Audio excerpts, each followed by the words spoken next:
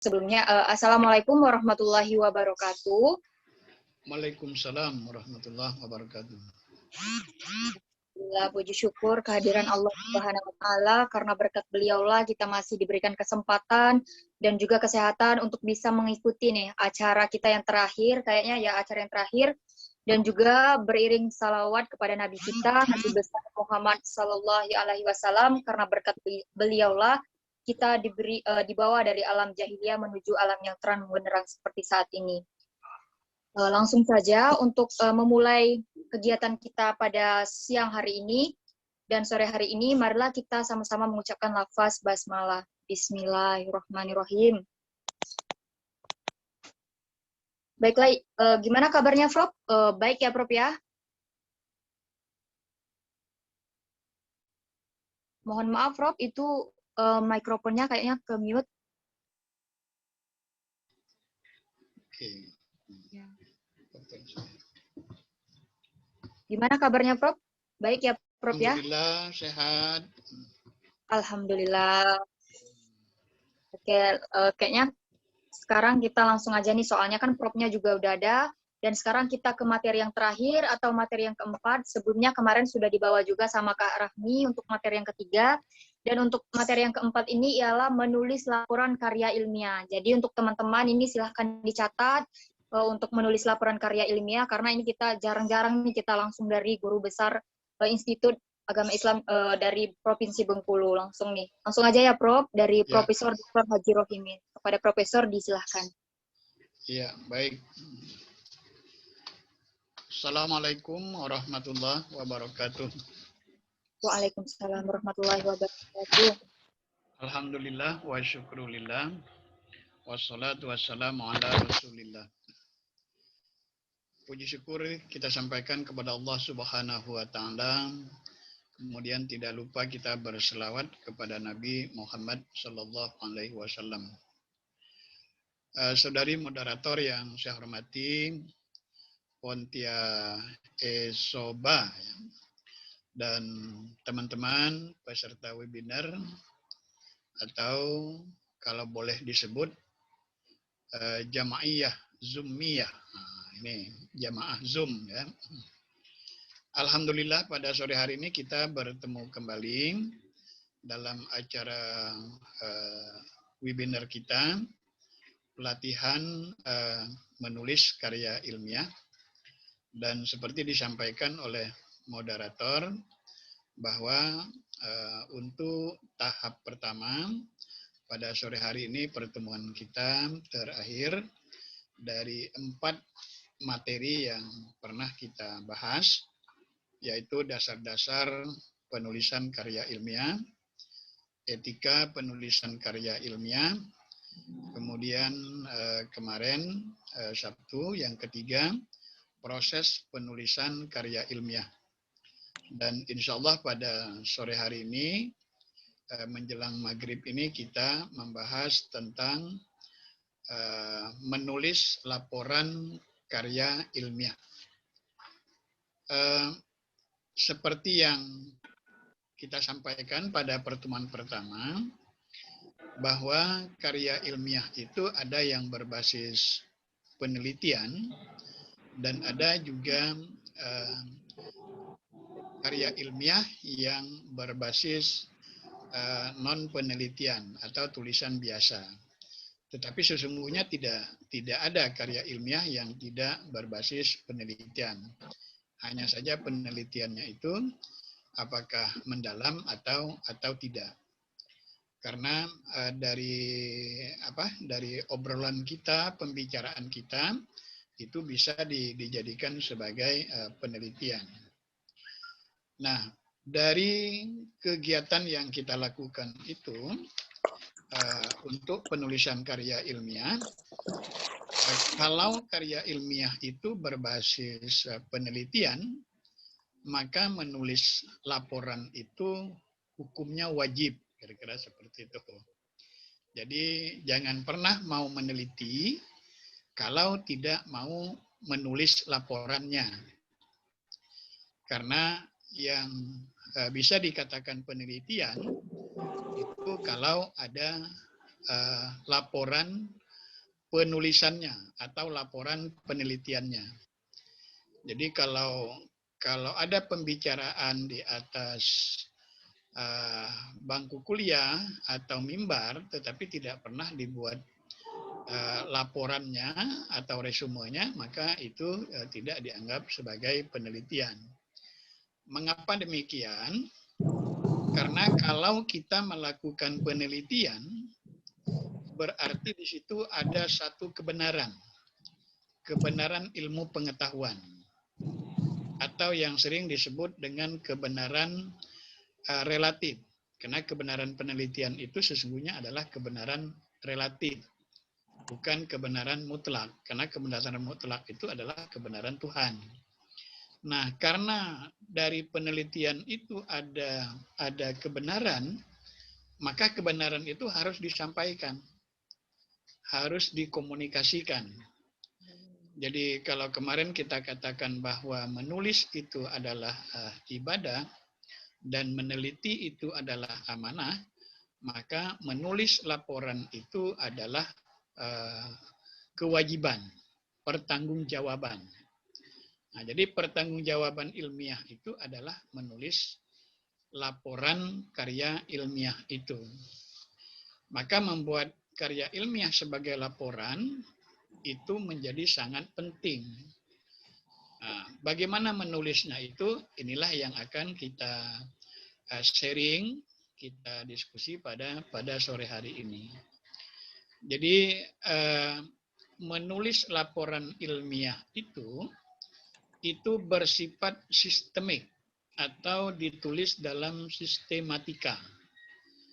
Maka di dalam skripsi, makalah, tesis, dan disertasi sering ada subbab yang menyebut sistematika pembahasan atau sistematika penulisan. Jadi di situ kita buat laporan penelitian itu bersifat sistematis. Jadi tidak menjadi tulisan lepas. Maka dari sistematikanya itulah menunjukkan bahwa laporan penelitian kita itu bersifat sistematis. Maka ilmiah itu salah satu syaratnya adalah sistematis. Jadi kemarin kita pernah bicara penelitian itu bersifat logis, ya, masuk akal, kemudian dia sistematis, dan yang ketiga dia bersifat empiris, bisa dilihat, bisa dilakukan oleh panca indera kita. Nah, itu menulis laporan. Nah, dalam menulis laporan penelitian itu sangat tergantung dengan model penulisan yang mau kita pakai. Maka lagi-lagi Bapak menyampaikan, kalau menulis makalah, skripsi, tesis, disertasi pada suatu lembaga, maka jangan lupa memegang buku pedomannya, buku petunjuknya, buku pegangannya. Oleh karena itu, bentuk sistematika itu berbeda-beda, tapi substansinya sama. Hanya uraiannya saja yang berbeda. Maka penulisan karya ilmiah pada suatu institusi lembaga itu biasanya terikat tunduk pada buku pedomannya. Jadi kita menyesuaikan dengan buku pedoman yang kita miliki. Misalnya di IAIN Bengkulu berbeda dengan Universitas Bengkulu, berbeda dengan Universitas Hazairin, berbeda dengan Universitas Muhammadiyah, dan berbeda dengan UIN yang lain. Nah, karena di lembaga itu ada yang disebut dengan playmaker, ya, kalau ini, jadi ada penekanan model penelitiannya. Itu penulisan ilmiah. Jadi panduannya adalah buku pedoman, buku petunjuk. Nah, penulis laporan pada satu kegiatan penelitian tertentu biasanya juga mengikuti panduannya. Jadi kalau ada proyek penelitian, itu dalam buku panduan itu sudah diberi mulai dari pembuatan proposalnya, kemudian bagaimana model penelitiannya, dan bagaimana model laporan penelitiannya. Jadi sangat terikat. Nah, ini menulis laporan yang bersifat sistemik, bersifat sistematis. Nah, jadi dia terikat. Kemudian kalau penulisan laporan penelitian itu bersifat sistemik, maka ikuti buku petunjuknya. Maka pada slide berikutnya itu ada beberapa hal penting, ya. Bisa saja tidak sama. Pertama, misalnya latar belakang masalah. Itu pada umumnya ada. Latar belakang masalah itu nanti akan kita jelaskan satu persatu dari muatan ini. Jarang buku pedoman yang tidak memuat latar belakang masalah. Nah, kemarin kita menjelaskan bahwa kalau kita ingin meneliti itu ada masalah yang bisa dipecahkan atau ada potensi masalah yang bisa dipecahkan secara ilmiah. Oleh karena itu masalah itu kita giring. Ya, mengapa kita memilih masalah itu, kemudian kita kemas dalam sebuah topik besar, tema besar, kemudian kita tulis dalam sebuah judul. Maka ada alasan kita memilih judul itu. Artinya apa yang mendasari kita memilih judul itu? Ketertarikan kita apa? Kemudian masalah yang sedang kita pegang, yang kita ketahui apa? Nah, jadi masalah yang muncul apa? Maka itu dianggap penting sehingga kita menggiring masalah itu. Nah, kalau itu kita teliti, ada tidak manfaatnya. Maka nanti pada uraian berikutnya. Jadi alasan kita membuat keterangan yang menyebabkan muncul masalah itu. Jadi dia tidak tiba-tiba. Coba kembali ke slide pertama tadi. Lagi yang pertama tadi. Ini. Jadi saya jelaskan ini dulu, secara umum dulu, ya. Jadi hal-hal penting untuk dimuatkan itu ada beberapa poin. Pertama, latar belakang masalah, kemudian masalahnya atau langsung kita jadikan pokok masalah. Nah, di masalah ini ada beberapa tahapan biasanya ya dilakukan. Jadi kita tidak langsung pada pokok masalahnya atau masalahnya, tetapi masalah yang banyak itu, ya, yang banyak itu kita identifikasi mana yang menjadi titik penelitian kita. Maka itu yang akan kita buat laporan nanti. Nah, ini biasanya itu sudah selesai pada proposal. Maka proposal penelitian kita beberapa poin ini sudah termuat. Ada identifikasi masalah, kemudian ada rumusan masalah, kemudian ada pokok masalah. Ada yang langsung ke pokok masalah. Maka nanti dilihat buku pedoman penulisan karya ilmiah atau pedoman penulisan penelitian. Jadi pada sebuah lembaga penelitian, maka ada buku pedoman. Nah, kalau masalah itu sudah ada, bisa poin yang kita buat adalah tujuan kita melakukan penelitian itu apa. Nah, jadi ada tujuan yang ingin kita cari, ingin kita gali, dan ingin kita pecahkan. Dan berikutnya adalah kegunaan penelitian. Nah, itu yang harus termuat dalam sistematika pembahasan laporan yang akan kita buat.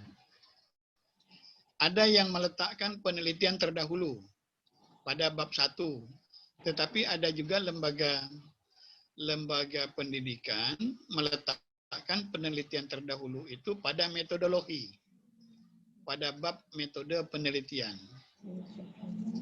Nanti tergantung dengan buku pedomannya.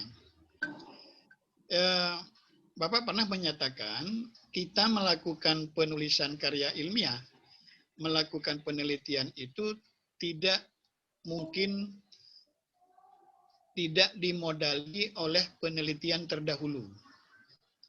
Maka ada dosen yang mewajibkan 3, ada yang mewajibkan 5, ada yang mewajibkan 2, tergantung keberadaan penelitian terdahulu itu. Bisa mereview dari jurnal. Kemudian kalau dia menulis skripsi, bisa saja dari skripsi orang lain. Bisa dari tesis orang lain. Bisa dari disertasi orang lain. Nah, kalau dia karya ilmiah akademik, ambil yang setara. Jangan sampai nanti kalian menulis tesis, tetapi penelitian terdahulunya skripsi atau makalah. Nah, itu tidak sebanding. Maka ambil yang sumbernya setara. Nah, ini ada penelitian terdahulu. Jadi bisa diletakkan pada bab pertama, pada bab proposal dulu, dan bisa saja diletakkan di bab metode penelitian atau metodologi penelitian. Itu kemudian metode penelitiannya apa? Ini pada umumnya kalau skripsi pada bab ketiga. Karena biasanya pendahuluan, bab 1, kemudian landasan teori, dan yang ketiga itu metode penelitian. Terus ditarikin ke atas. Ditarikin tadi apa? Nomor berapa terakhir? Yang ke atas. Yang tadi pertama tadi. Itu sesudah sistematika tadi informal. Nah, itu ada sistematika penulisan. Jadi sistematika penulisan karya ilmiah. Nah, kadang-kadang kita lupa ini. Kadang sistematika ini kita hanya menyebut bab 1, bab 2, bab 3, bab 4. Yang harus dimuatkan dalam sistematika penulisan itu, pada bab 1 itu kita menulis apa? Ada uraiannya sedikit, sehingga orang mendapat gambaran. Baik, berikutnya tentang latar belakang masalah tadi sudah dijelaskan.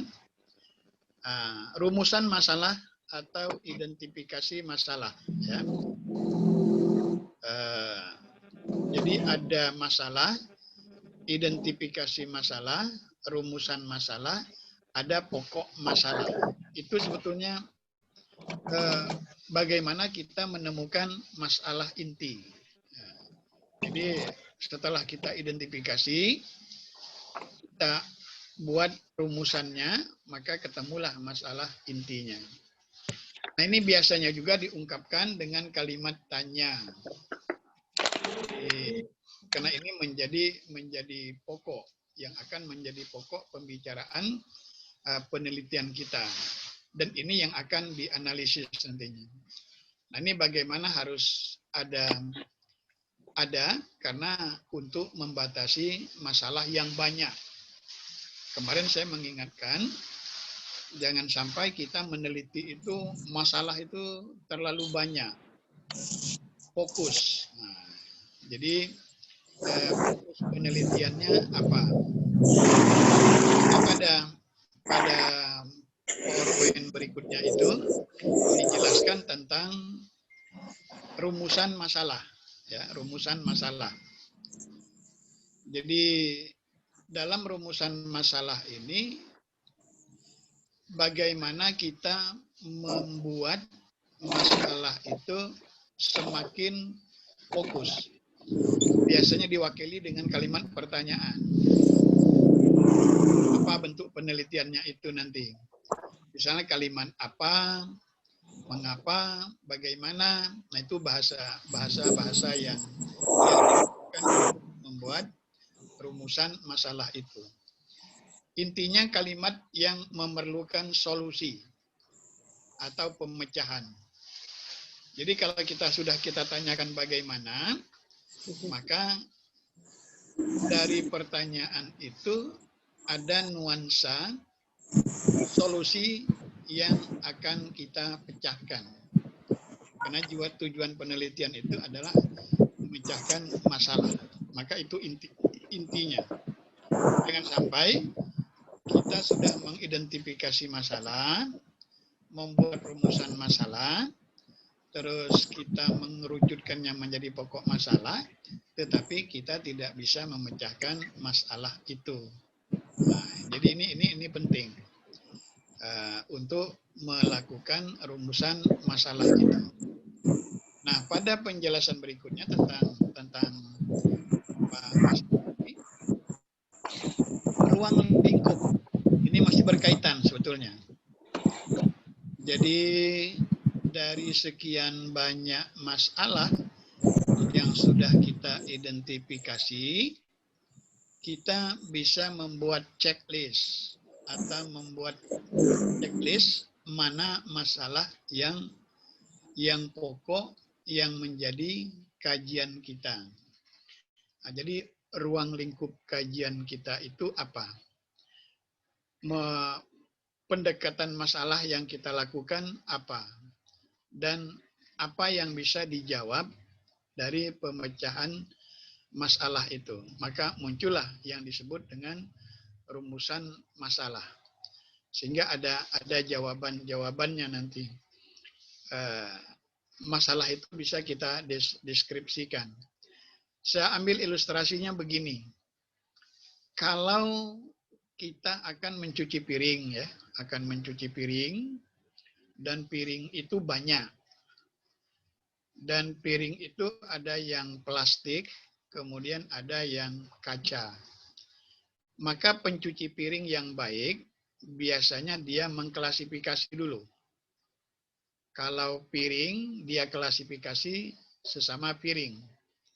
Kalau mangkok, dia klasifikasi dalam klasifikasi mangkok. Kemudian sendok. Nah, jadi dari sekian tumpukan piring yang kotor, maka dilakukan klasifikasi dulu. Kemudian mana yang kotorannya itu berminyak dan mana kotorannya itu tidak berminyak. Sehingga dia semakin gampang untuk mencuci piring itu. Jadi kalau piring yang setumpuk piring kotor, kalau tidak diklasifikasi, kita merasa berat untuk mencucinya itu. Tetapi setelah diklasifikasi, maka dia menjadi sedikit. Ya, sendok sesama sendok, mangkok sesama mangkok, piring plastik sesama piring plastik, kemudian piring yang kaca, beling, itu sudah diklasifikasikan menjadi piring beling. Kemudian mana yang kotorannya berminyak, mana kotorannya tidak berminyak. Nah, begitulah kira-kira ilustrasi untuk membatasi dan membuat rumusan masalah itu menjadi ruang lingkup kajian penelitian kita. Nah, ketika kita akan menulis laporan itu, maka kolom itulah yang akan kita isi. Sehingga kita tidak meletaknya kemana-mana, gitu kan. Nah, jadi itu ilustrasinya. Kemudian berikutnya adalah ini biasanya kelengkapan laporan atau sering disebut dengan suplemen. Pada bab 1 misalnya ada kata pengantar. Kata pengantar itu penting, ya, kata pengantar itu penting. Bahkan ada yang menambahkan abstrak seperti kemarin, ya. abstrak, kemudian abstrak itu bisa dalam bahasa Indonesia, kemudian bahasa yang lain, kemudian ada pernyataan orisinalitas, itu kalau lembaga. Nah, jadi itu suplemen. Jadi kembali ke yang pertama tadi. Jadi ada kata pengantar. Kata pengantar itu ini paling tidak ya. Ada ucapan syukur kepada Tuhan karena kita bekerja tidak mungkin atas dasar kemampuan kita sendiri. Karena dalam menulis itu kita selalu berdoa ya, minta pertolongan, baik pertolongan teman kita ataupun pertolongan Tuhan. Maka ucapan syukur kepada Tuhan itu sebagai sikap tawaduk kita sebagai ilmuwan. Karena ilmu yang diberikan itu adalah ilmu yang bersifat tetesan, bukan murni usaha kita. Kemudian alasan dan tujuan penulisan. Jadi tujuannya subjektif dari kita. Jadi kita menulisnya itu atas dasar keinginan kita. Dan ini juga berikutnya ada ucapan semua pihak. Misalnya mulai dari rektornya, dekannya, ketua jurusannya, ketua program studinya, kemudian kepala perpustakaannya, nah itu secara struktural. Nah, sehingga kita bekerja itu atas dukungan itu. Nah, mulai dari pembuatan proposal, izin penelitian, dan secara kelembagaan kita terikat. Kemudian ada pernyataan kita bahwa kita siap untuk dikritik, untuk dievaluasi.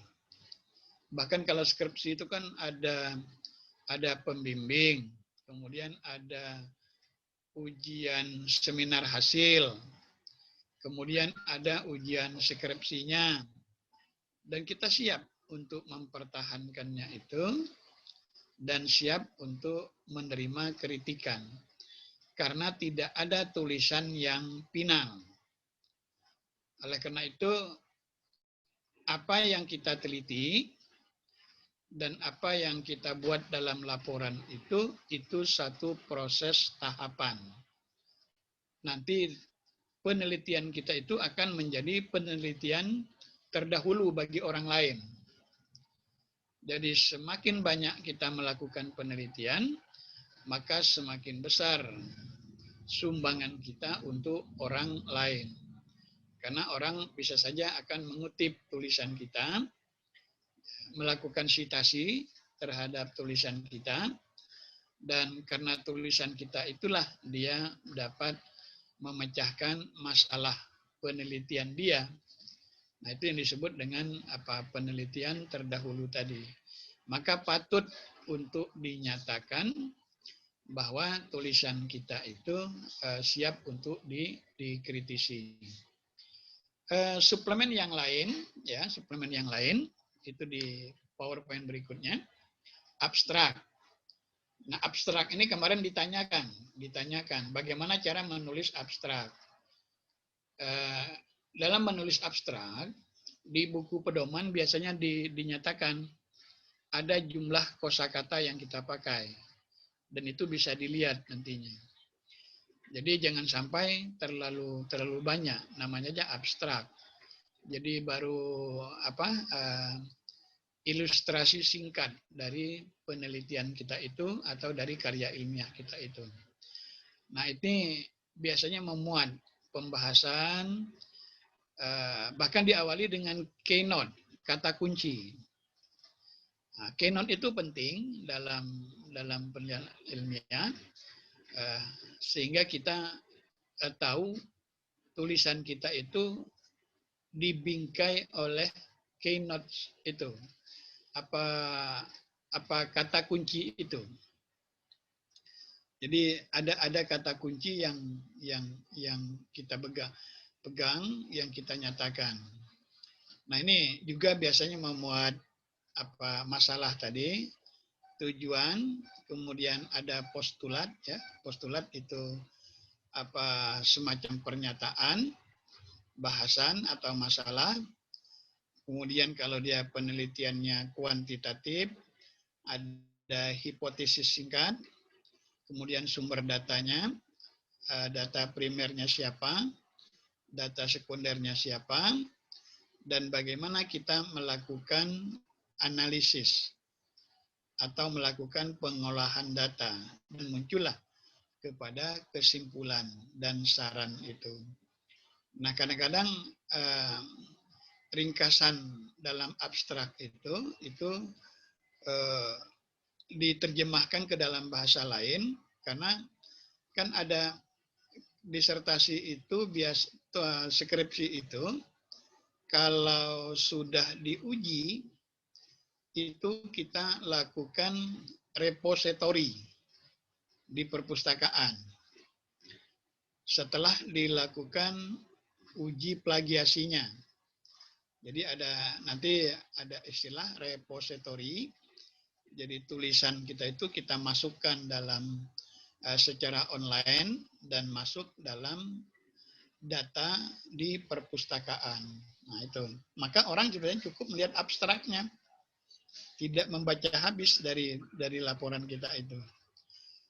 Selain abstrak, di ini penjelasan berikutnya,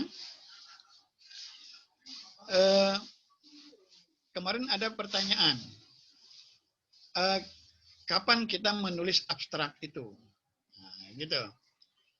Setelah proses penelitian, mulai dari perencanaan penelitian, proposal, pencarian data, kemudian kita analisis, sampailah kepada kesimpulan, maka kita akan membuat abstrak dari tulisan kita itu. Jadi abstrak itu waktunya terakhir biasanya, dan itu sudah melekat pada diri penulis biasanya. Nah, jadi dia sudah tahu apa yang dia tulis itu. Maka mengapa mahasiswa itu bisa menjawab pertanyaan-pertanyaan dosen misalnya? Ya karena dia sudah menguasai. Ada satu kelemahan kadang-kadang dari ujian skripsi itu, sesungguhnya mahasiswa sudah menulisnya di dalam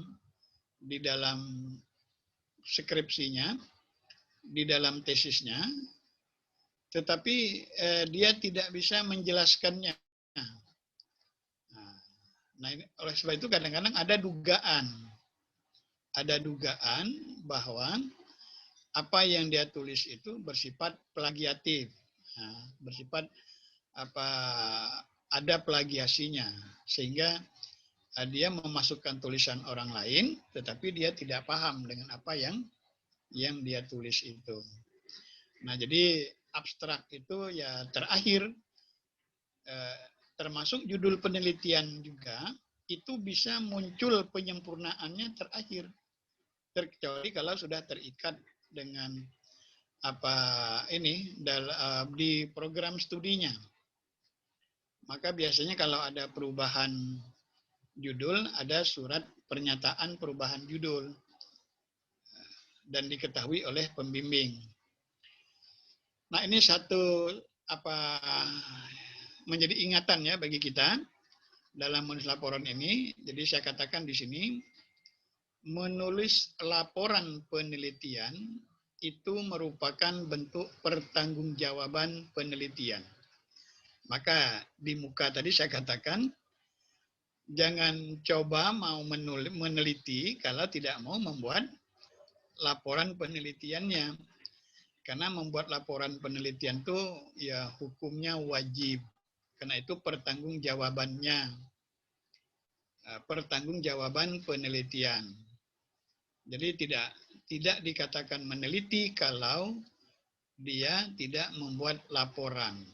Karena penelitian itu kalau bahasa dusunnya bukan ngaleng. Ngaleng itu apa ya?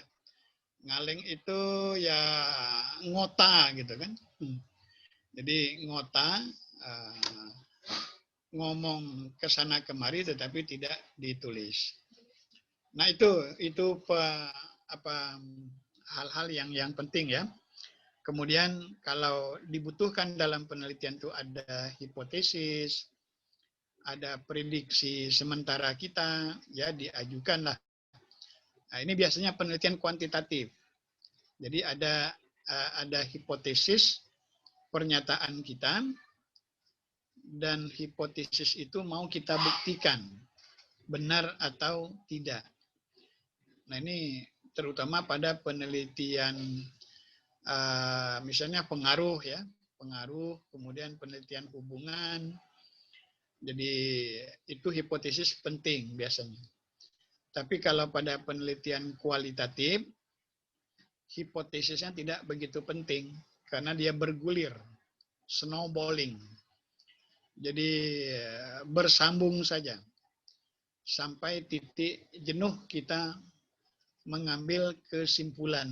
Jadi dia bergulir, snowballing, tetapi kalau kuantitatif dia perlu membuktikan hipotesisnya. Oleh karena itu yang dipentingkan dalam penelitian kualitatif itu biasanya teori. Jadi menguji teori orang lain. Kalau teori orang lain itu sudah kita temukan, maka kita ingin membuktikan teori itu. Nah, gitu. Itu biasanya. Nah, jadi ini tentang hipotesis. Terus sumber data ya, cara memperoleh data. Nah, ini saya kira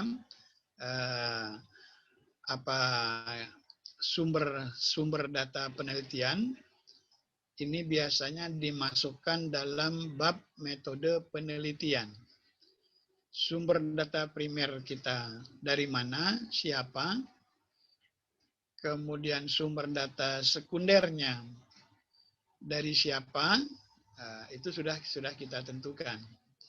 Kemudian penelitian itu apakah penelitian sumbernya dokumen, ya, observasi, wawancara, itu tergantung pernyataan kita. Nah, jadi metode penelitian tadi itu penting karena ini sudah selesai pada proposal, maka biasanya tinggal mengembangnya saja. Sebab dalam perjalanan bisa saja penelitian kita itu perlu ditambah dengan metode yang lain sehingga dia menjadi lebih baik. Dan itu terjadi setelah kita melakukan penelitian. Jadi tergantung masalah yang kita diteliti. Misalnya ada penelitian kualitatif yang bersifat historis, kemudian metode penelitiannya deskriptif, kualitatif deskriptif, kita ingin menjelaskannya saja. Kemudian ada metode deskriptif analitis. Ini biasanya pada metode penelitian kualitatif.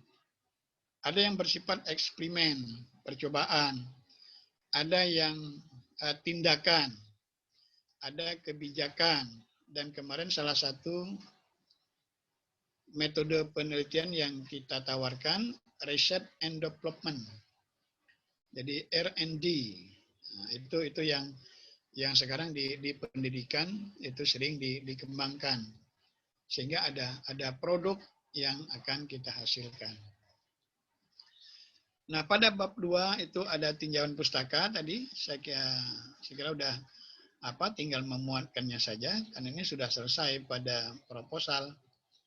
Jadi tinjauan pustaka itu bisa saja pustaka itu menjadi pustaka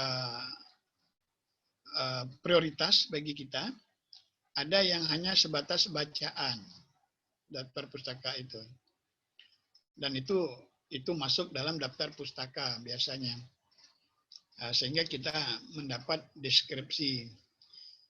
Sekali lagi saya ingin mengatakan tidak mungkin kita melakukan penelitian, penulisan karya ilmiah kalau tidak melihat tulisan orang lain. Maka itu biasanya ditabelkan. Jadi maka tinjauan pustaka, penelitian terdahulu itu menjadi penting. Kemudian pembahasan. Lagi-lagi lihat buku pedoman, buku panduan lembaganya. Jadi bagaimana kita melakukan penyelesaian masalah itu. Kemudian bagaimana kita menafsirkan masalah itu. Jadi banyak poin-poin yang bisa kita lakukan, tetapi intinya adalah fokus. Ya. Fokus, dia semakin mendalam, semakin mengerucut. Nah itu penelitian. Jadi tidak melebar, sebab nanti mengerucut tapi menjadi melebar, ya itu menjadi sulit bagi penulis. Nah, ini. Nah, pada bab kesimpulan dan saran ini, jadi kalau pada bab pertama, pada pokok masalah yang kita ajukan itu misalnya 2, maka pada kesimpulan terjawab 2 itu. Kalau pada pokok masalahnya kita ajukan 3, maka muncullah kesimpulannya itu 3, walaupun penomorannya itu 2. Tetapi untuk membuat kesimpulan itu pegang, cek lagi pokok masalahnya dulu apa. Jadi dia menjawab pertanyaan yang kita pertanyakan pada pokok masalah. Nah, itu kesimpulan. Nah, termasuk saran. Mengapa kesimpulan itu selalu bergandengan dengan saran? Ya, pada bab penutup misalnya, karena antara kesimpulan dan saran itu memiliki hubungan dengan masalah yang sedang kita teliti. Maka biasanya selalu apakah bab 5 penutupnya itu ada yang pada bab 6, jadi tidak mesti 5 sesuai kebutuhan, tapi harus berpegang pada buku panduan, buku pedomannya itu. Jadi ketika kalian akan menulis, maka buku panduan itu sudah ada di tangan kita, sudah kita pegang. Jangan melihat buku pedoman orang lain.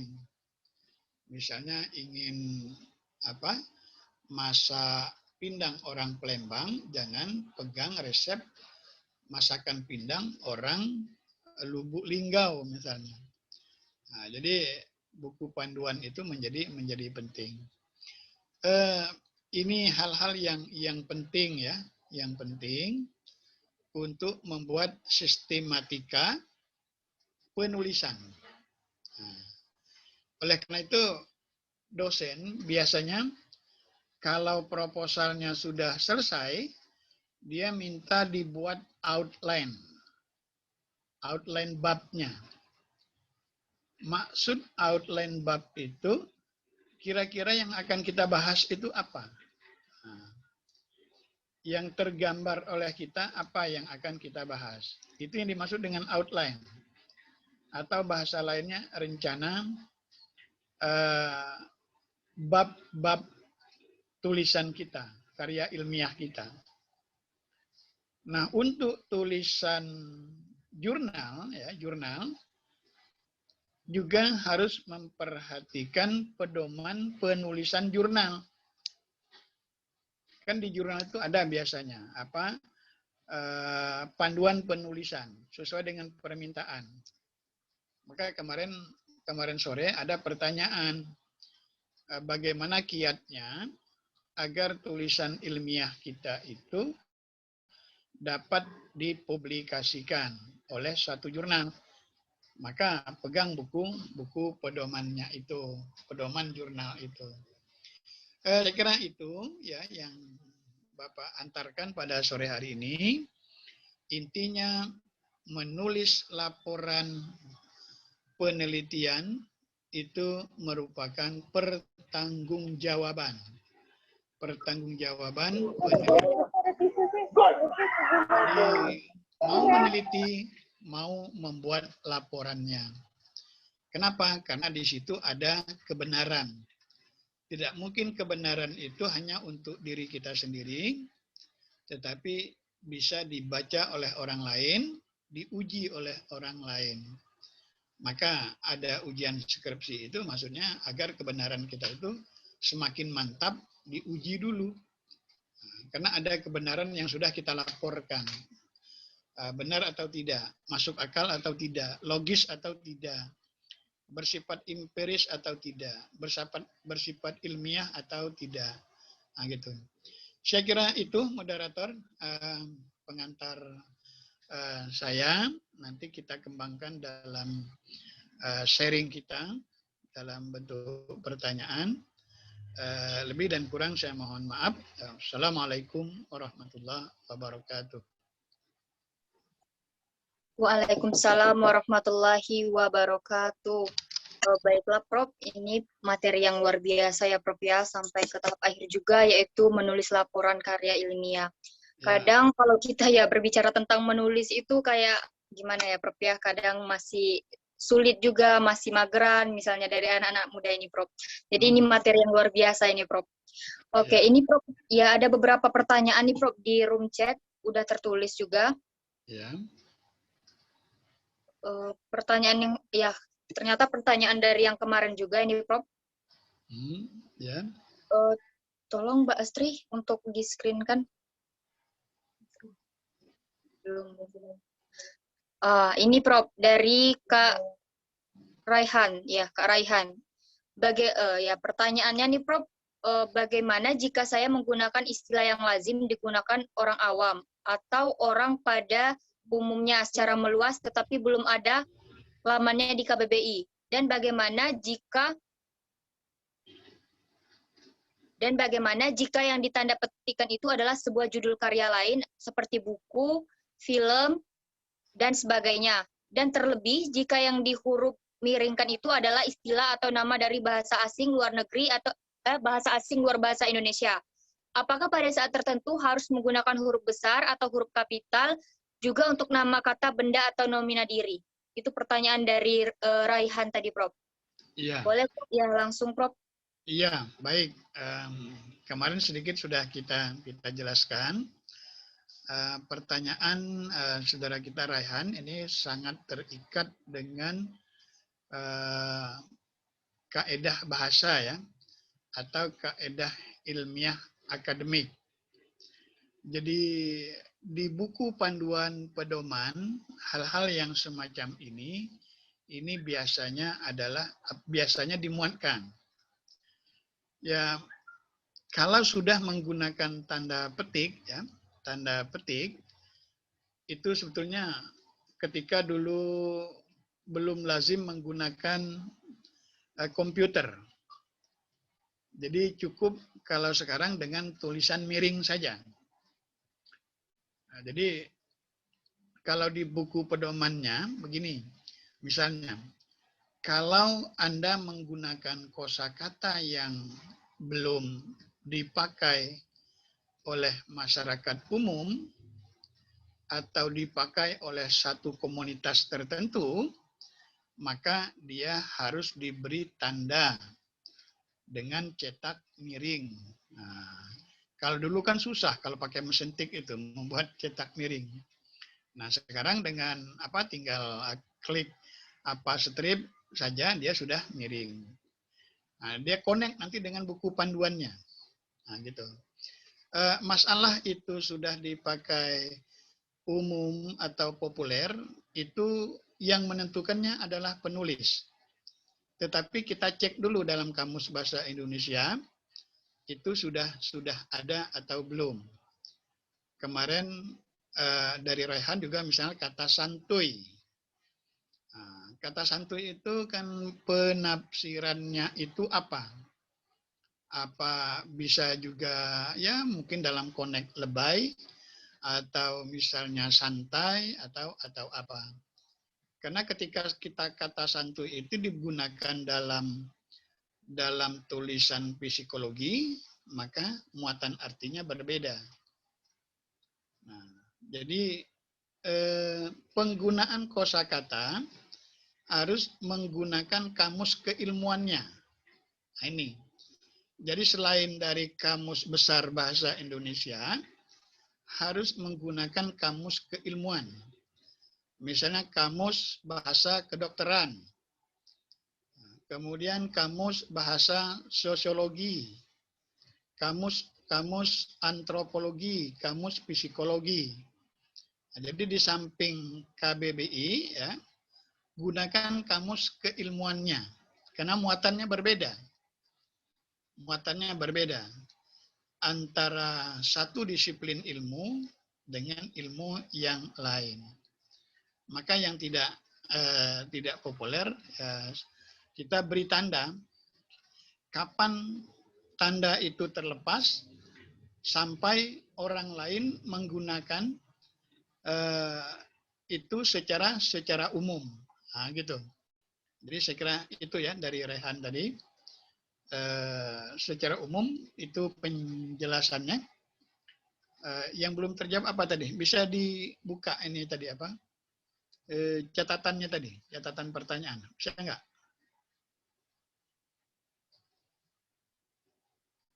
Ini yang muncul apa ini? Maksudnya ini apa nih?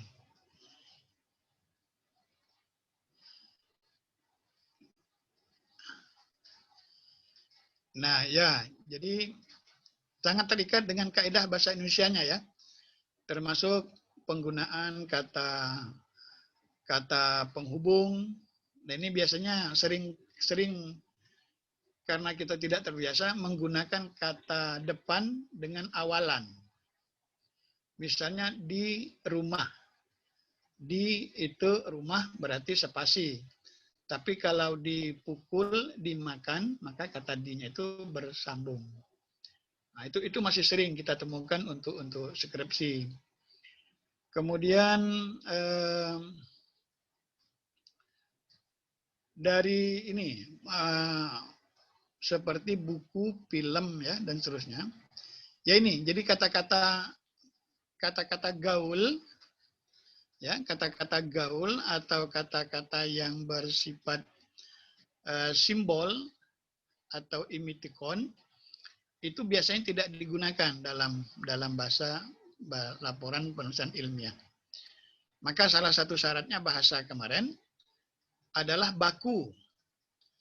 Baku itu ada dalam kamus. Dan makna yang dipakai adalah makna denotatif kemarin. Bukan makna konotatif. Kalau makna konotatif, dia juga harus dimiringkan. Nah itu, jadi kemarin saya ambil juga kata prikitiu misalnya. Orang sulit menerjemahkan kata prikitiu itu kalau tidak dikonekkan kepada sule. Nah sule menyebutnya itu dalam konteks apa? Nah, gitu. Walaupun kita paham secara umum. Nah, gitu. Jadi itu ya. Jadi intinya adalah kosakata yang baku. Baku itu ukurannya ada dalam kamus bahasa Indonesia dan ada di dalam kamus keilmuan. Bidang keilmuannya. Jadi saya ambil contoh tadi kamus keilmuan kedokteran, IPA fisika, kemudian sosiologi, antropologi, dan psikologi. Maka nanti di dalam tulisan ilmiah bisa saja dijelaskan kata-kata itu, muatannya. Nah itu. Oke, itu ya si Rehan ya. Tapi ada nomor 2 nih, apa tip dan trik menulis isi pembahasan. Bahkan kesimpulan saran. Nah, ini juga saya kira sudah kita jelaskan sedikit ya. Oke, moderator. Silakan kalau masih ada. Ya, baiklah Prof, itu sudah kayaknya Prof pertanyaan yang untuk nomor 2 tadi Prof. Dan untuk pertanyaan yang dari saudara Rehan tadi itu sudah terjawab kayaknya dari Profesor. Lanjut, ini ada lagi nih Prof, pertanyaan di room chat ini dari Kuro UNJ. Nah, kepada Kak Kuro dari UNJ kayaknya langsung aja nih dipersilahkan untuk langsung bertanya sama Profesor. Kepada Kak Kuro, ya dipersilahkan Kak. Untuk penelitian kualitatif, bagaimana cara untuk mencari sebuah masalah? Apakah mencari terlebih dahulu atau mencari fenomena dulu? Nah, ini menarik sekali pertanyaannya. Ya, jadi Kuro ini mahasiswa Halo, perempuan ya. Guru? Ya. Iya Kak, Ya. saya Oh ya, udah ya, lulus sih Pak sebenarnya. ya. Jadi Kuro ya. Jadi Iya. untuk penelitian kualitatif itu diutamakan kita turun ke lapangan dulu. Jadi tidak menembak di atas kuda. Gitu. Jadi kita turun ke lapangan, kemudian fenomena apa yang terjadi, baru kita mengkonekkannya dengan teori. Itu lebih fokus. Setelah kita lihat di fenomena, maka penelitian kualitatif itu bersifat fenomenologis. Jadi kita lihat di lapangan, oh terjadi seperti ini, apa sesungguhnya, gitu. Terus teori itu baru kemudian kita cari nantinya. Makanya kualitatif itu tidak boleh ada rasa emosional dari peneliti, karena yang kita buat laporannya itu nanti apa yang kita dengar dari respondennya, apa yang kita lihat di lapangan, ya, dan apa yang kita dengar dari responden itu. Jadi kita tidak dibolehkan memasuk ide kita, walaupun di situ kita sudah mengkritiknya. Jadi misalnya mengapa masyarakat Betawi dalam suatu acara menggunakan ikan bandeng misalnya. Ada makna filosofinya di sana. Ada makna konotasinya di sana. Kemudian ada makna filosofis, makna simbolik. Apa kata mereka? Itulah yang kita tulis. Bisa saja mungkin bertentangan dengan kita secara jelas 100%, dan kita menganggap bahwa ini satu kesalahan misalnya. Misalnya saya ambil contoh, ada fenomena orang, ya, masyarakat menjelang bulan Ramadan, itu dia ziarah ke kuburan. Itu fenomena. Fenomena apa sesungguhnya? Baik dilihat dari sisi agama, bisa dilihat dari psikologi agama. Mengapa orang datang ke kuburan itu untuk melakukan ziarah? Apakah semata perintah agama atau memang ada fenomena lain? Ya, jadi ini penelitian kualitatif, dan dia nanti kesimpulannya bersifat snowballing. Snowballing itu bergulir saja. Jadi bertanya dengan si A, jawabannya begini. Bertanya dengan si B, jawabannya begini. Bertanya dengan si C, jawabannya begini. Nah, kalau kita sudah mendapat kesimpulan, maka buatlah kesimpulan itu. Bisa saja nanti ada kesimpulan lain, itu tergantung data. Termasuk penelitian sejarah. Selama bukti itu belum ditemukan oleh kita, maka itulah pernyataan sejarah yang kita sampaikan, gitu. Itu masuk snowballing itu ya bergulir saja gitu, sampai kita berkesimpulan. Itu ya, Kuro ya. Jadi dahulukan turun ke lapangan, fenomenologis. Maka biasanya penelitiannya observasi dulu, ke lapangan dulu, terjun ke lapangan. Atau kita partisipatif, ikut betul. Misalnya kemarin saya ambil contoh, perilaku ketaatan sopir terhadap rambu-rambu lalu lintas. Kita mungkin bisa ikut sopir dari satu tempat ke tempat lain. Oh ternyata begini perilakunya, gitu. Partisipatif. Saya kira itu moderator ya, Pontia. Mudah-mudahan nanti bisa ini oleh si Kurrotu ya. Ya, ya. Oke, masih ada? Baik, Prof. Ya, baik, Prof. Ini masih ada, Prof. Pertanyaan juga, Prof. Dari siapa ini? Ya, dari Lutfi, Prof. Lutfi IAIN Surakarta. Ini katanya izin bertanya, Prof. Dalam metode analisis data, adanya metode induktif dan deduktif. Apa yang Ya. membedakan keduanya dalam penelitian? Ya, gitu katanya, Prof. Iya, baik. Ini mudah disebut ya, cuma dalam prakteknya sering kita laku.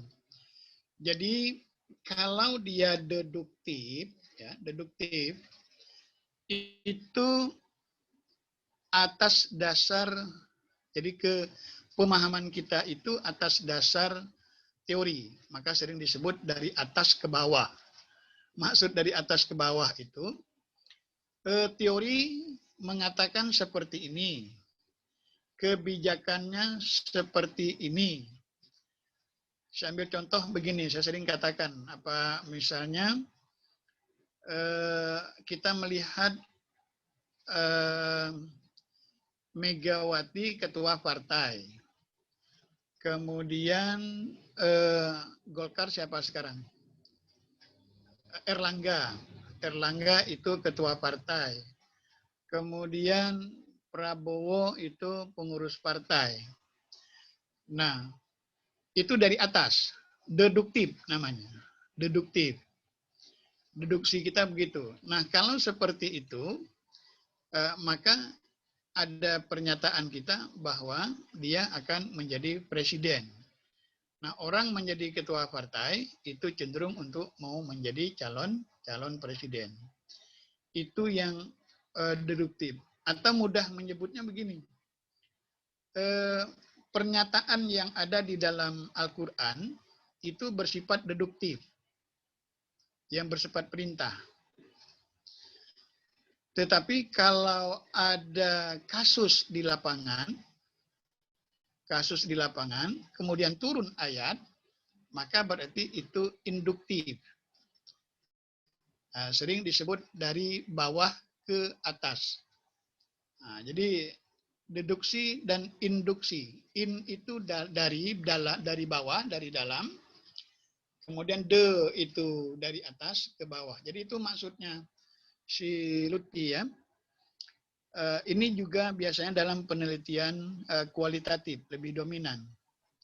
Tetapi di dalam penelitian kuantitatif juga bisa diartikan. Jadi deduksi itu maksud dari atas itu teori. Kemudian induksi itu fenomena di bawah.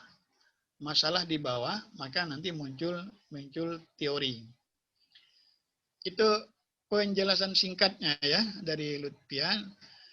Memang di dalam buku-buku metodologi penelitian dijelaskan, tetapi memahaminya secara kontekstual kadang-kadang kita masih bingung. Jadi kalau induksi itu berdasarkan fakta dulu. Ya, fakta dulu baru kemudian teori. Tapi kalau deduksi itu lebih bersifat teoritis dulu. Saya kira itu ya. Lutfi. Surakarta ya. Ya, moderator. Ya, baik, Prof. Kayaknya itu sudah terjawab dengan jelas ya, Prof, ya, mengenai perbedaan dari deduktif dan induktif. Ya. Nah, ini masih ada, Prof, pertanyaan, Prof, satu lagi nih dari ya Muhammad Tetra Al-Ubaida, Prof, dari Universitas Muhammadiyah Malang. Katanya, izin bertanya, Prof, mengenai plagiat dalam menulis karya ilmiah, apakah ada tips atau saran dalam kita menulis karya ilmiah agar mudah untuk terhindar dari plagiat? Itu dari plagiasi. Itu katanya, Prof. Ya, baik. Untuk kondisi sekarang, sudah ada alat deteksi untuk plagiasi itu. Bisa menggunakan menggunakan jasa Google ya, cek Google Checker, ada programnya. Kemudian bisa menggunakan alat yang dibeli oleh satu lembaga, ada. Jadi dengan apa? Dengan kemajuan teknologi, gunakan cek ya, checker, alat cek menggunakan jasa Google. Ada yang efektif, baik, bagus, ada yang belum. Karena ini sudah ada program, sudah ada programnya. Intinya begitu. Maka biasanya ya untuk skripsi sekarang ada pernyataan bahwa tulisannya itu sudah dilakukan pengecekan melalui Google Checker plagiasi. Nah, jadi apa? Termasuk perpustakaan.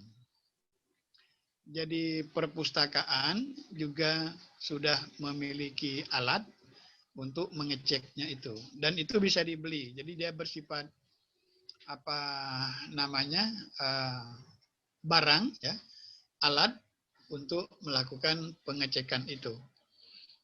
Kalau menggunakan apa manual itu memang sulit karena kita tidak tahu gitu kan, terkecuali kalau misal penguji itu sudah banyak membaca buku misalnya, oh rasanya ini ada di buku sana.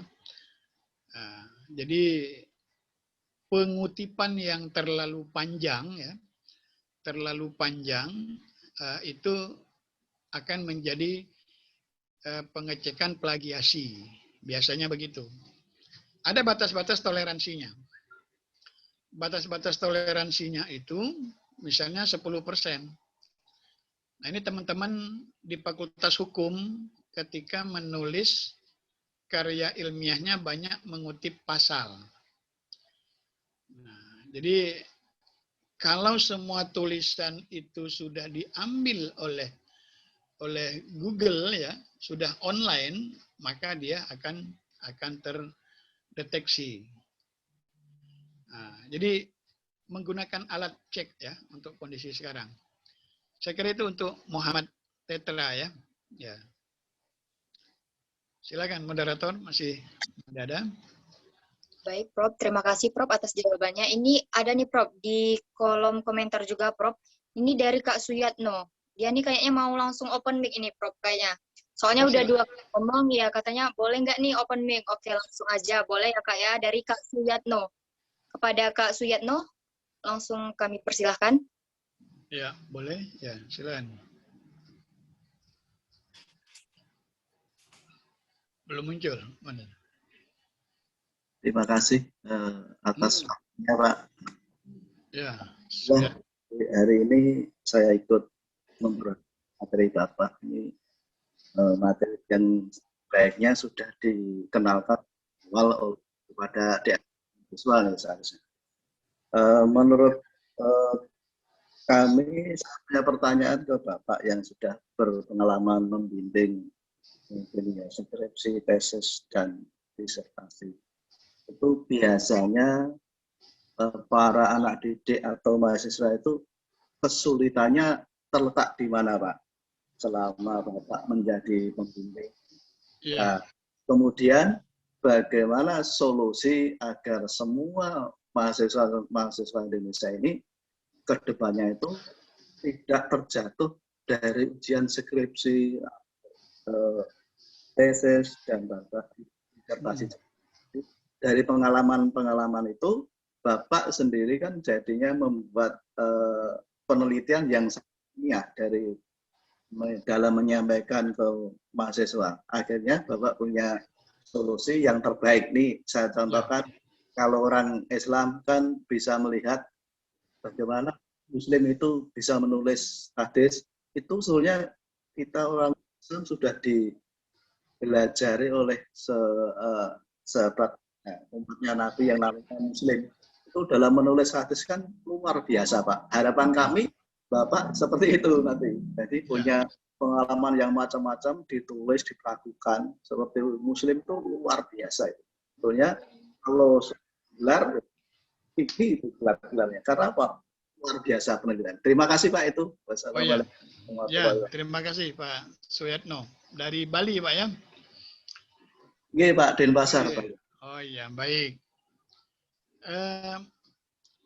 di mahasiswa ini kalau di lembaga ya, lembaga pendidikan, regulasi kebijakan rentang waktu, Pak. Jadi mahasiswa kadang-kadang ingin instan. Yang pada materi ketiga kemarin saya katakan bahwa penelitian produk karya ilmiah itu tidak ada yang bim salabim, ada kadabra, atau seperti membalikkan telapak tangan. Nah, kesulitan mahasiswa itu biasanya mengikuti regulasi itu dulu, regulasi waktu penulisan. Oleh karena itu di buku pedoman, untuk mahasiswa S1, misalnya kebijakan penulisan skripsi itu sudah dimulai pada semester 6 misalnya, ya semester 6 ya. Itu sudah diberi ruang. Kadang-kadang mereka dibatasi oleh waktu 3 bulan. Nah, itu regulasi. Pada penulisan itu yang sering kita temukan adalah memuatkan penelitian terdahulu yang relevan. Yang relevan, maka masing-masing dosen biasanya punya kiat agar penelitian terdahulu itu dibuat dalam tabel sehingga diketahui posisi penelitian dia itu di mana nantinya. Nah, kalau penelitian terdahulunya itu sudah baik ya, sudah baik mapan, apakah dari review jurnal atau tesis, maka mahasiswa akan mudah untuk melakukan penelitian. Sehingga pilihan metodologinya dan upaya-upaya untuk menyampaikan masalah yang fokus tadi itu semakin baik. Seperti kemarin saya katakan sama adik-adik, tidak mungkin seorang peneliti, penulis itu tanpa modal. Jangankan meneliti, kita membaca buku, ya, bahwa buku yang kita pegang itu sudah ada wilayah bagi pembacanya dalam hermeneutika. Jadi sudah ada dunia pembaca.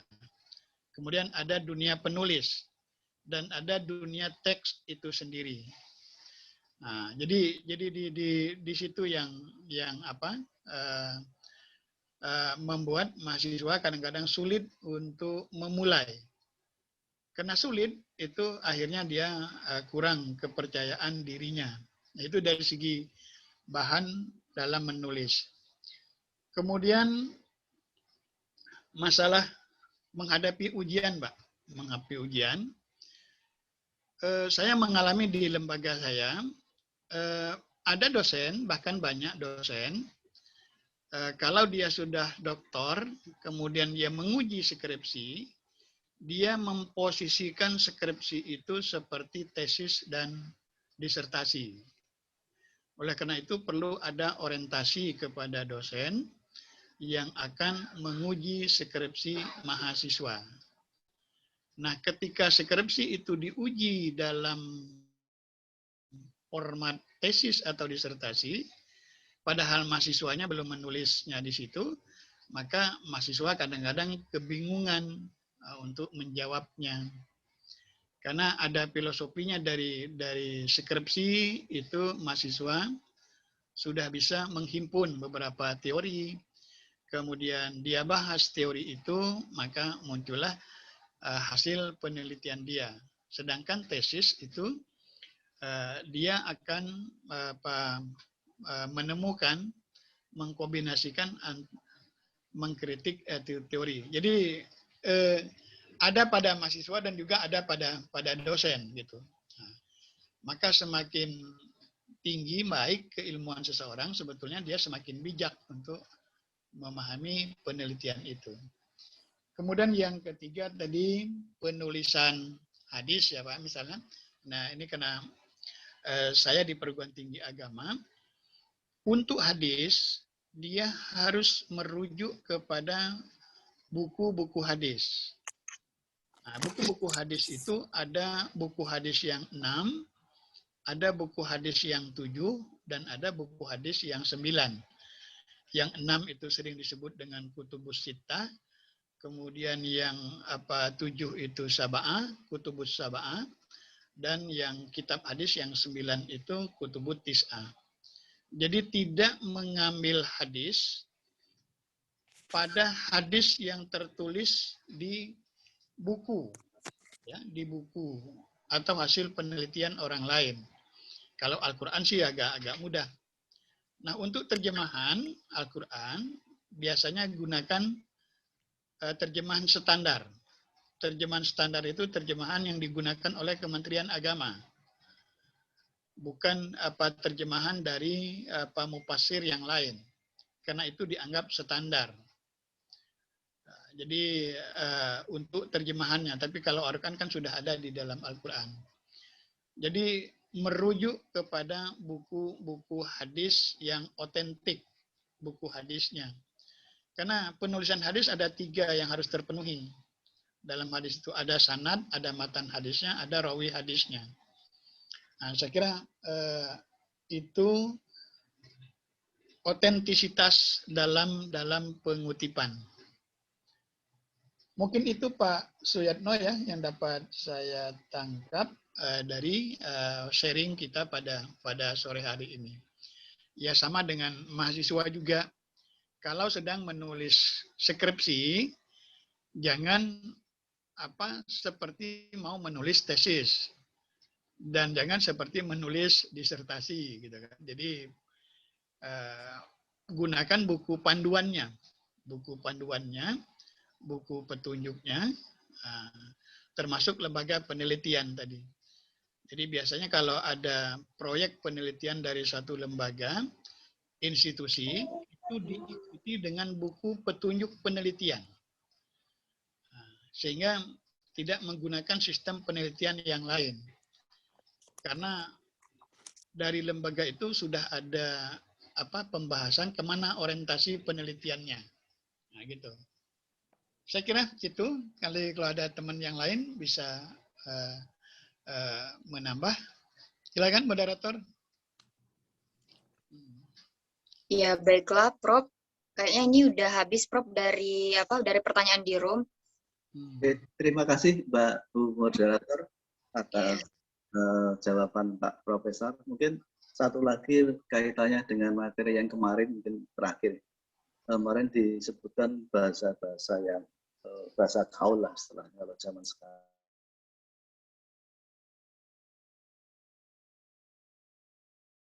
Bahasa pelaku ini sebagian sudah orang-orang itu agak susah menulis digandeng atau bukan, ini artinya apa, penulisannya. Biasanya kalau ujian bahasa Indonesia itu kan jarang yang dapat nilai 10. Ini bagaimana langkah dari perguruan tinggi termasuk Pak Profesor ini dalam bukan bahasa Indonesia ini benar-benar sampai lah bahasa kita ini ya tidak termasuk di bahasa-bahasa yang tidak ada dalam bahasa Indonesia. Mungkin dalam penulisannya kan zaman sekarang itu lebih keren, lebih terkenal bahasa Indonesia karena bahasa Indonesia kurang sekali dimasyarakatkan dalam sekolahan saat ini. Mungkin bagaimana cara biar lebih tidak luntur nanti bahasa kita. Terima kasih. Ya, saya kira itu saran dari Pak Triano untuk kita semua. Jadi selain kamus bahasa Indonesia, ya kita gunakan kamus keilmuan. Ya. Karena penggunaan bahasa kadang-kadang sudah lintas disiplin ilmu, tetapi dipahami secara lisan, ya, secara lisan. Tetapi secara ilmiah memang harus dijelaskan itu. Misalnya istilah ini dari mana gitu. Ya, moderator, silakan. Ya baiklah Prof, ini kayaknya waktunya udah mepet juga ya Prof. Ya soalnya udah pukul 5.22, sedangkan Zoom sudah nantinya 5.30 harus sudah tertutup. Ya, iya, kita iya. belum juga mau menutup acara kita pada sore hari ini. Mungkin itu saja dulu ya dari Pak Suyatno. Untuk pertanyaan-pertanyaannya itu sangat-sangat luar biasa ya, Prof ya. Kemudian Ya. jawaban dari Prof juga. Ini ada beberapa juga ini Prof, saya ringkas dari materi kita pada hari ini mengenai sistematika penulisan atau pembahasan dan penyajian. Nah, untuk ringkasan yang saya buat hari ini ialah yang paling penting itu ikuti buku pedoman di masing-masing lembaga, karena setiap lembaga itu pasti buku pedomannya itu berbeda-beda. Kemudian hal penting yang untuk dimuatkan itu bisa dari latar belakang masalah, kemudian masalah, identifikasi masalah, rumusan masalah, pokok masalah, tujuan penelitian, kemudian kegunaan penelitian, penelitian terdahulu, metode penelitian, sistematika penulisan, dan ada juga tuh kayak bab 2 tinjauan pustaka, bab 3 pembahasan masalah, dan bab terakhir itu kesimpulan saran. Oke, langsung saja nih Prof. Untuk hari ini kita kayaknya harus dokumentasi dulu nih Prof. Kepada Kak Asri ya, tolong dong Kak, kita dokumentasi dulu nih. Oke. Untuk sesi dokumentasi, diharapkan peserta yang lain untuk on cam.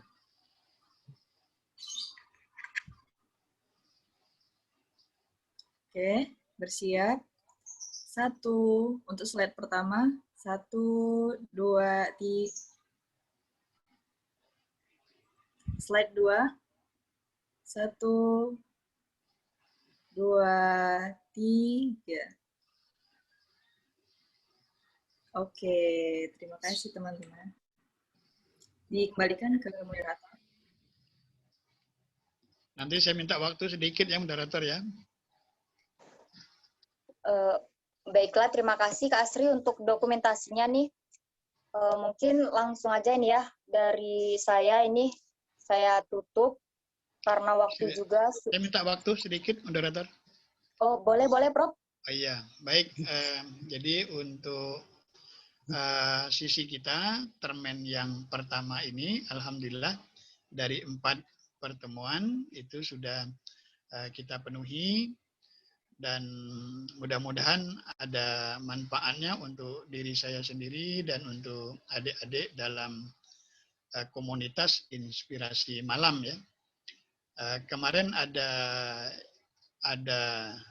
WA dari ketua kita, bagaimana pada satu saat nanti kita membahas tentang metode etnografi ya. Itu sangat menarik juga karena metode etnografi ini bagian daripada penelitian sosiologi. Karena beliau ketua kita itu ketua inspirasi malam, apa presiden ya namanya?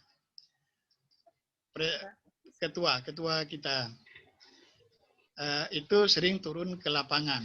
Nah, jadi mudah-mudahan kita bertemu di kesempatan lain, dan kalau ada hal-hal yang kurang saya mohon maaf. Terima kasih. Assalamualaikum warahmatullahi wabarakatuh. Baik, Prof. Waalaikumsalam warahmatullahi wabarakatuh. Ya, semoga ya Prof ya di seminar atau webinar yang lainnya nanti kita bisa bertemu lagi di metode etnografi tadi ya Prof. Ya. Oke, ini mungkin karena waktunya ya Prof ya, sekitar 4 menit lagi.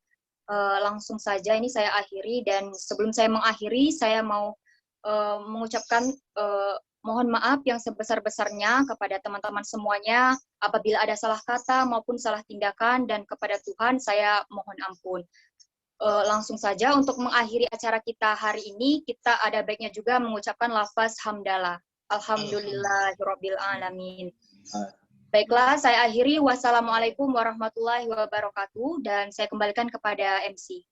Waalaikumsalam warahmatullahi wabarakatuh. Alhamdulillah, telah sampailah kita ke pelatihan yang terakhir. Terima kasih kepada moderator dan pemateri yang sangat luar biasa. Kami dari perwakilan Inspirasi Malam Bengkulu sangat-sangat berterima kasih kepada pemateri dan Kak Pontia Esoba serta Kak Rahmi Syafitri sebagai moderator. Dan mungkin sedikit kami memberikan kenang-kenangan Prof. Ini sertifikat. Mungkin bisa dari Pak Prof. Rohimin. Ini sertifikatnya kami serahkan, sertifikat kepada Profesor Dr. Haji Rohimin secara online. Iya, terima kasih. Ya. Terima kasih, Prof. Kita lanjut untuk penyerahan sertifikat kepada moderator kita, Kak Pontia Esoba, secara online. Terima kasih untuk MC dan teman-teman Inspirasi Malam juga. Baik, kita lanjut untuk ada moderator Kak Rahmi Syafitri juga yang hadir pada pelatihan terakhir ini, Prof. Ya. Kami berikan sertifikat secara online kepada Kak Rahmi Syafitri. Silakan. Apakah Kak Rahmi Syafitri ada di room? Oke, mungkin karena gangguan sinyal atau kendala yang lain, kita akhiri. Sebagai penutup pada pelatihan penulisan pada sesi pertama, kita tutup bersama dengan lafaz hamdalah. Alhamdulillahirrahmanirrahim. Terima kasih Pak Suyatno. Terima kasih Prof. Ini kita tunggu acara selanjutnya nih saya. Iya, amin. Ya. Terima kasih, Prof. Ya, sama-sama. Terima kasih, Bapak. Yuk. Ya, dan semoga baik ilmu yang disampaikan maupun yang didapatkan pada pelatihan kali ini menjadi ilmu yang berkah. Amin. Izin ya, izin live ya. Sekian dari Inspirasi Malam Bengkulu. Semoga di pelatihan selanjutnya akan menampilkan pemateri-pemateri dan materi yang menarik lagi. Mungkin dengan Pak Prof lagi, mungkin Pak Prof. Siap. Baik. Materi ya. Baik. Ya. Siap. Tema yang berbeda juga siap. Jadi ini ya. Baik. Kita berbagi saja. Siap, Ya. Prof. Baik, saya akhiri. Mungkin waktunya juga sudah mepet. Ya. Ya. Saya akhiri. Wassalamualaikum warahmatullahi wabarakatuh. Waalaikumsalam. Waalaikumsalam warahmatullahi wabarakatuh.